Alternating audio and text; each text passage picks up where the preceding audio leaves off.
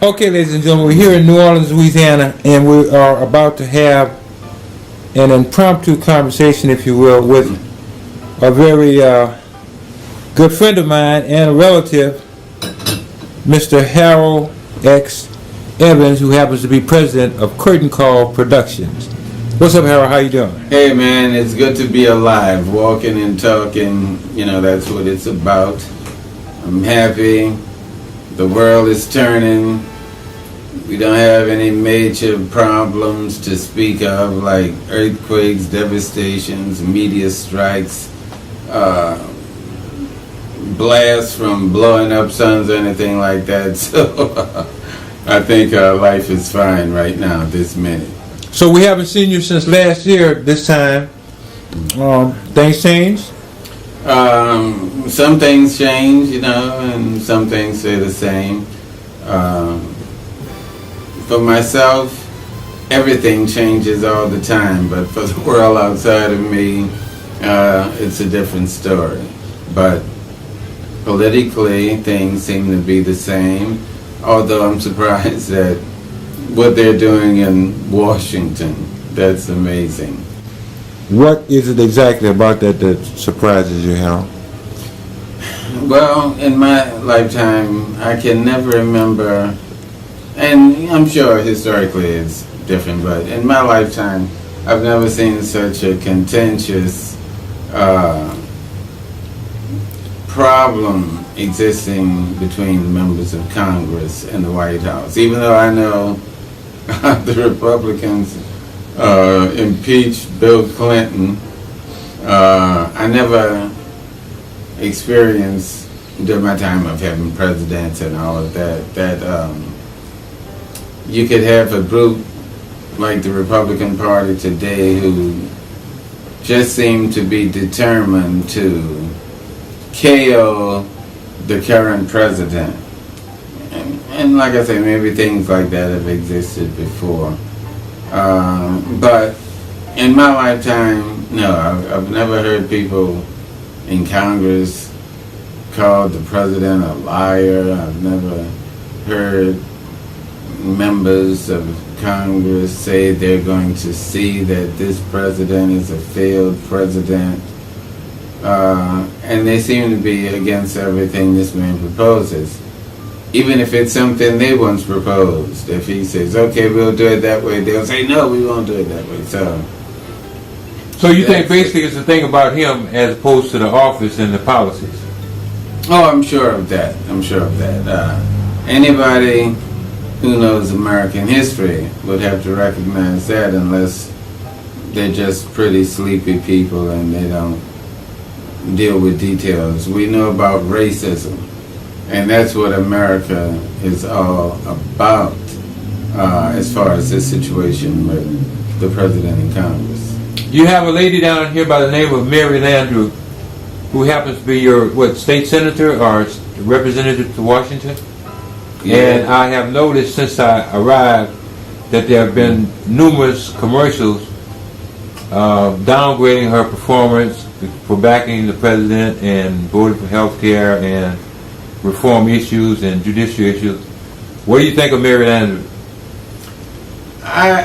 All I can say is she's a Democrat, and more or less we need more people with the Democratic spirit of justice for all people. So even if she would have conflicts with the president, and people do, that's the way it goes in politics, I wouldn't put that all against her, you know. I would give her a pass because of her father primarily, but, you know, she's a Democrat. I wouldn't want a Republican in her position. Now, for those who don't know who her father was, who was her father?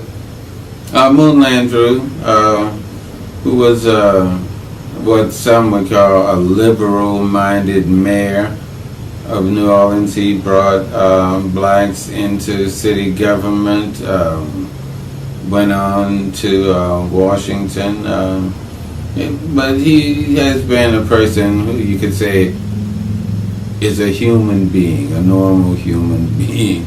if you're black. You wouldn't look at Moon Landrieu like you'd look at a lot of politicians, particularly Republicans, and say, this bastard is evil. No, he was a good man, politically. I want to take you back to, let's go back to Louisiana history a little bit. P.B. Pinchbeck was elected, was he governor or state senator after Reconstruction or something like that? Pinchbeck was a lieutenant governor, and he did serve a short time as governor of Louisiana. The only person to do so? I'm sorry you asked me that because it challenges my memory. But there may have been another black man who may have briefly served as governor of Louisiana. But we have had 3 black lieutenant governors of the state of Louisiana. Pinchbeck did serve for a time as governor. I don't know if it was 30 days, 60 days, or something like that. You know, even if it was one day, I never saw that in a history book.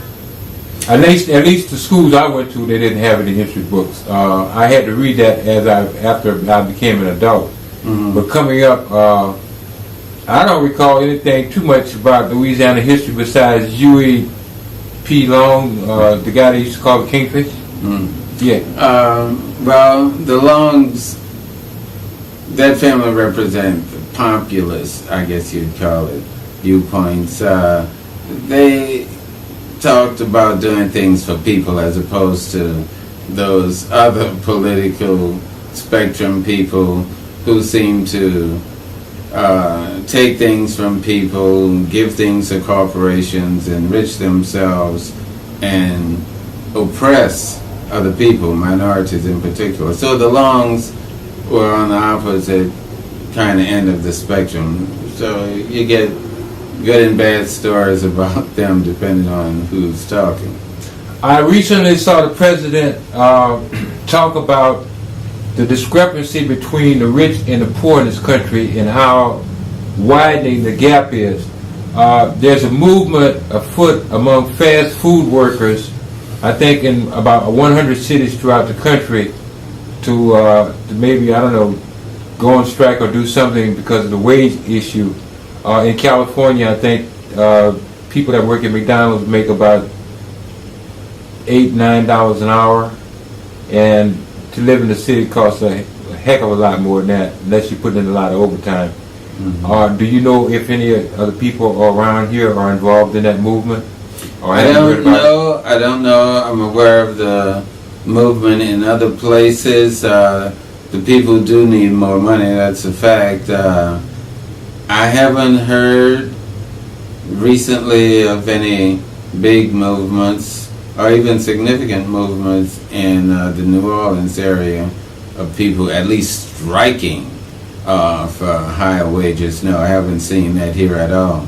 Although the cost of living here is rising sharply, it hasn't gotten to where it is in some other places where it's totally impossible. It's almost impossible now to have one of those types of jobs paying $7 an hour and be able to rent a place to live, or what we used to say, rent a house in New Orleans. Can't do it. Yeah. Okay, well, I guess that's the trend around the city. It's just ridiculous, but we seem to have gotten ourselves deeper into a hole. We talk about the 1%, and I don't want to rag on anybody, but I was always taught that sharing is good. It's better to give than to receive, and possibly they haven't got that message yet. So with this interview, I hope that you will portray that to them. Final thoughts? I think life in general has become more and more treacherous. We see conditions that are threatening to humanity. The oil leaks, like we were speaking of earlier, damage to our environment, the threat to our food system. I haven't been hearing much of talk about the bees and the problems of the bees in this country, which are needed to pollinate our crops. We have a lot of threats, but I'm optimistic that the sun will rise tomorrow and we'll still be here, but I'm not going beyond that. That sounds like a good safe bet right there. That'll work for me. Okay, so one other thing I want to touch on before we close out.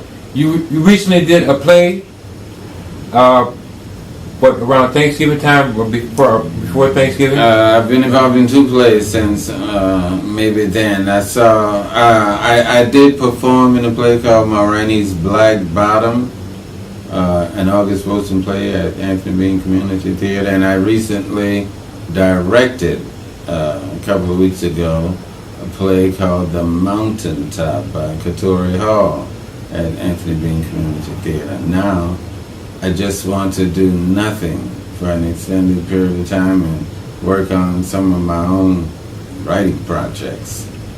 You mentioned Indians. Oh yeah, the Indians. Now let me get a little something there. The Indians that we're referring to are not like Indian American Native Indians. We're talking about Indians, New Orleans style, that dress for Mardi Gras, basically. But the idea came from American Indians that were migrated to this area, right? That's what we call the Mardi Gras Indians, the New Orleans Black Mardi Gras Indians. These are people, for those who don't know, are primarily African American men who masquerade as Native Americans. And it goes way back. We know that during the time of enslavement of our people, there were Indians who took in runaway slaves, sheltered them from the white man, and our cultures blended quite a bit. As a result of this, you have many African American people who have Native American blood in them. Some of them know about it, a lot of them don't know, but it is quite common. African Americans in New Orleans, those into the tradition, and it is a tradition. It's not just putting on a costume. There are traditions, it's a culture, and they masquerade as Indians. The Indians never look like we portray them in our beauty, because it's gotten to be about being pretty. The Mardi Gras Indians pretty in the process of paying tribute to the Native Americans who were very helpful to African Americans during the early days. I see. Thank you very much for that input and for this impromptu interview. We will be talking with Harold X. Evans before we leave New Orleans, hopefully a couple of times over covering several different subjects. Curtain Call Productions, he's the president, and he also happens to be on the board of directors of the San Francisco Domino Club. And I can also say I'm sweating in here. It's New Orleans, it's December, and it's hot. Thank you, Harold. Calm down. Thanks, Harold.